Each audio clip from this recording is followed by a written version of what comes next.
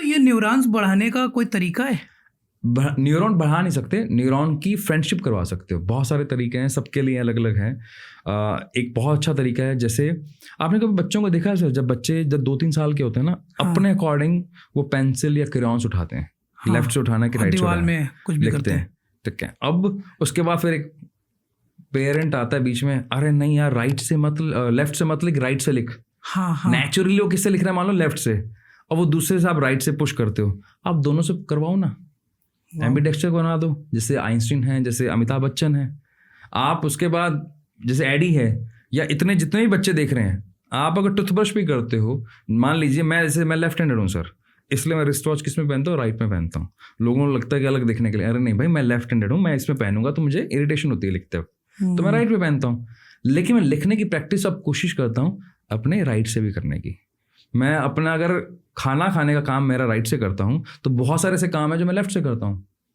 मेरे को अगर आप बैट बॉल खेलने के लिए बोलोगे, क्रिकेट खेलने के लिए बोलोगे, तो मैं बॉलिंग करूंगा किससे, लेफ्ट से, लेकिन मैं बैटिंग करता हूँ तो राइट से। तो मेरे दोनों ब्रेन एक्टिव हो रहे हैं, लेफ्ट और राइट। तो आप भी कर सकते हो। टूथब्रश नॉन डोमिनेंट हैंड से कर लो। आप कार की लगाते हो, बच्चे अगर अपने साइकिल का लॉक करते हैं, तो इतना ही तो करना है कि एक राइट हैंड से करते हो, इस बार आप लेफ्ट हैंड से कर लो। जब आपको मौका मिलता है डूडलिंग करने के लिए, इनफैक्ट एक बहुत ही इंटरेस्टिंग एक्सरसाइज है, मैं बताता हूँ। जो लोग, जैसे आप अभी हम बात कर रहे थे, कई बार हम मीटिंग में जाना होता है, स्ट्रेस में आ जाते हैं, बच्चों को एग्जाम में जाना होता है, कंफ्यूज हो जाते हैं, आंसर नहीं मिलता, समझ में नहीं आता। बहुत इंटरेस्टिंग एक्सरसाइज है एज पर न्यूरोसाइंस। आपने अपना क्वेश्चन लिया और डोमिनेंस हैंड से लिखा। मान लीजिए मैं लेफ्ट से लिखता हूँ, मैंने सवाल लिखा कि मुझे कुछ सीखना है, लेकिन मैं कंफ्यूज हो रहा हूँ कि इस कोर्स में एनरोल करूँ या इस कोर्स में, एग्जाम्पल के तौर पर। तो मैंने क्वेश्चन किससे लिखा, मैंने लेफ्ट से। अब आंसर चाहिए। आंसर चाहिए होता है जिसमें आपका गट भी हेल्प करे, यानी कि आपका हार्ट और गट और साथ में आपका लॉजिकल ब्रेन भी बैलेंस करके आप सही आंसर ले पाओ। आप नॉन डोमिनेंस हैंड से अपना आंसर लिखो, क्योंकि आपको लिखते हो जोर लगेगा। आप जब जोर लगेगा तो आपका थॉट्स रुक जाएंगे, आप फुली फोकस्ड हो गए। फुली फोकस्ड हो गए तो इमोशंस वहीं आ गए, इमोशंस वहीं आ गए तो गट पे आपको सपोर्ट करना शुरू करता है, तब आपके पास आंसर सही आता है। मगर जो लोग कंफ्यूज हो जाते हैं, ड्यूअलिटी में रहते हैं, द्वंद्व में रहते हैं, संशय में रहते हैं, आंसर नहीं मिलता, ये सबसे आसान तरीका है। मेरे पास कई बार फ़ोन आते हैं उन माओं के जिनके बच्चे 1.5 साल के हैं, 1 साल का है, 6 महीने का है, मेरे बच्चे को इंग्लिश सिखा दो। अरे मैं बोलता हूँ भैया पहले उसे दुनियादारी सिखाओ, बोलना तो सिखाओ। इंग्लिश ही ऐसा क्या है कि 6 महीने में ही सिखाना है? बुराई नहीं है, मैं एक चीज़ रिलेट कर पा रहा हूँ कि जितनी जल्दी बच्चे को कोई चीज़ सिखाएंगे उतनी जल्दी उसका विकास होगा। बिल्कुल होगा। बट यहाँ पे प्रॉब्लम ये है कि आप बहुत कुछ सिखाने को है बच्चे को बचपन में। सो सही एज क्या है कोई भी चीज़ सिखाने का, और सही राइट पाथ आप बताइए। अगर आपको लैंग्वेज सिखानी है ना, तो बिफोर 10 सिखा दो। कोई भी लैंग्वेज सिखानी है, जो आपको लैंग्वेज सिखानी है, German, Spanish, Sanskrit, Hindi, English, Punjabi, Marathi, whatever you want to, जो आप सिखाना चाहते हो, लैंग्वेज को 10 साल से पहले सिखा दो आप। उसकी स्पीड बहुत फास्ट होगी। दूसरा, तब तक उस पर एकेडमिक का कोई प्रेशर नहीं है। और राइटिंग को लेकर मेरा स्पेसिफिक पेरेंट्स से रिक्वेस्ट है, आप उस पर प्रेशराइज मत करो। डॉक्टर्स बोलते हैं ये मसल्स नहीं बनती 7 साल तक। अगर आपका बच्चा लिख नहीं पा रहा, सिर्फ बोल पा रहा है, तो चलेगा। उसकी राइटिंग अच्छी नहीं, चलेगा। उसकी राइटिंग बहुत खराब है, चलेगा, कोई दिक्कत नहीं है। वो लिखने में उसको इंटरेस्ट नहीं आ रहा, 7 साल के बाद करवाओ ना। और अगर लिखवाना भी तो क्रेयॉन्स की यूज़ करो। हम वुडन पेंसिल यूज़ करते हैं, वो हम बहुत बड़ा अपराध कर रहे हैं बच्चों पर। अच्छा, वो करना नहीं चाहिए। म्यूज़िक सिखाना है और आपको लगता है म्यूज़िक एज अ करियर सिखाना है, तो आपको 7 एट द एज ऑफ 7 से आपको शुरू कर देना चाहिए। अच्छा। स्पोर्ट्स आपकी बच्चे की लाइफ में एट द एज ऑफ 6 आ जाना चाहिए।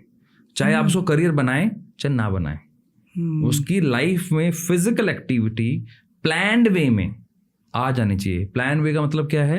6 साल तक उसको आप अनप्लान्ड में रखो, अनस्ट्रक्चर्ड वे में रखो, और उसके बाद आप उसको प्लानिंग में डालो। आप जैसे कोचिंग ले जाकर बाहर क्या सीखना है, कैसे चलना है, कैसे स्केटिंग करनी है, कैसे बास्केटबॉल खेलनी है, कैसे स्विमिंग करनी है, तो उसकी एक कोचिंग होती है। लेकिन 6 साल के बाद, 6 साल से पहले नहीं। देखो सर, बहुत इंटरेस्टिंग है, इंडिया में एक कॉन्सेप्ट आया किंडरगार्टन का। अब किंडरगार्टन का कोई लेना देना नहीं था एकेडमिक से, किंडरगार्टन का काम था एक ऐसी जगह देना जहाँ पर खेलने की बहुत सारी चीज़ें हों, बच्चा सीखे खेलते खेलते। वो बाद में धीरे धीरे इंडिया ने, भारत में वो स्कूल में कन्वर्ट हो गया, ड्रेस में कन्वर्ट हो गया, बुक्स में कन्वर्ट हो गया। तो उसने आपके बच्चे के डेवलपमेंट को ख़राब कर दिया, क्योंकि साइंस ये बोलती है। इनफैक्ट आप मुझे बताओ, क्लास 1 का बच्चा, ग्रेड 1 में बच्चा जाता है, 6 साल की उम्र में क्यों जाता है? फिर 3 में डाल दो। वाई? क्योंकि 6 साल तक उसका ब्रेन ना pre frontal cortex and frontal cortex बन रहा है और यहाँ से सारी इंफॉर्मेशन जा रही है। उसको अनप्लैन्ड वे में देंगे तो फास्ट सीखेगा, प्लैन्ड वे में देखेंगे तो उतना ही कम सीखेगा। तो फिनलैंड इसका राइट एग्जाम्पल है। वहाँ पर इस तरह के कोई चक्कर नहीं है। वहाँ पर किंडरगार्टन स्कूल्स में टाइमली सिर्फ अनप्लैन्ड वे में सिखाया जाता है 6 साल से पहले।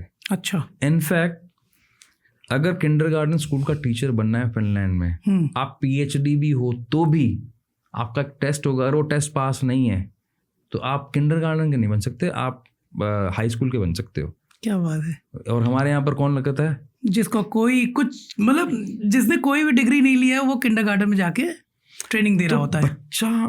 बच्चा वैसे ही, जैसे मतलब फॉर अ मेटाफॉर, जैसे आप बिल्डिंग बना रहे हो, अब आपने नींव डाल दी, अब नींव के बाद जो मर्जी कर लो आप, अब बढ़िया से बढ़िया स्ट्रक्चर लगा लो, कुछ नहीं होने वाला। आपकी रूट्स बहुत स्ट्रांग है। तो अप टू 6 years और 6 to 12 2 ब्रैकेट बहुत इंपॉर्टेंट है। इस टाइम पर जो आपको लगाना है, आपका पैसा, आपका इंटरेस्ट, आपका टाइम, आपकी एनर्जी, वो लगाइए आप। वो उसके बाद तो फिर चीज़ें थोड़ी सी प्लान्ड वे में चलेंगी और एक ऑटोनॉमी में चलेंगी, वो अपने आप चलेगा, आप नहीं चला पाओगे इसको। तो उसको आप उस हिसाब से कीजिए। और उसके बाद अगर आपको एकेडमिक फाइनल करना है तो आपको 11 या 12 साल की उम्र में ही फाइनल कर लेना चाहिए कि बच्चे का इंटरेस्ट इस तरफ जा रहा है। पुश नहीं करना चाहिए, लेकिन बच्चे का इंटरेस्ट किस तरफ जा रहा है ये जानना जरूरी है। तो उस पर आप फोकस कीजिए। तो वो कैसे जानेंगे? बच्चे के साथ बैठिए। आपको कैसे पता लगा कि एडी 5 साल की उम्र में कर लेगी? क्योंकि आपने टाइम दिया। अब मेरा बच्चा मैंने किसी और के हवाले कर रखा है तो फिर वही बताएगा। आप अपने बच्चे के साथ बैठिए, आपको पता लग जाएगा, पहली बात तो। दूसरी बात, बहुत सारे टूल्स हैं सर, बहुत सारे टूल हैं जिनके थ्रू आप पता कर सकते हो कि बच्चे का जेन्युइन इंटरेस्ट क्या है, उसका हिडन पोटेंशियल क्या है, उस पर काम करना चाहिए। कोई साइंटिफिक तरीका भी है?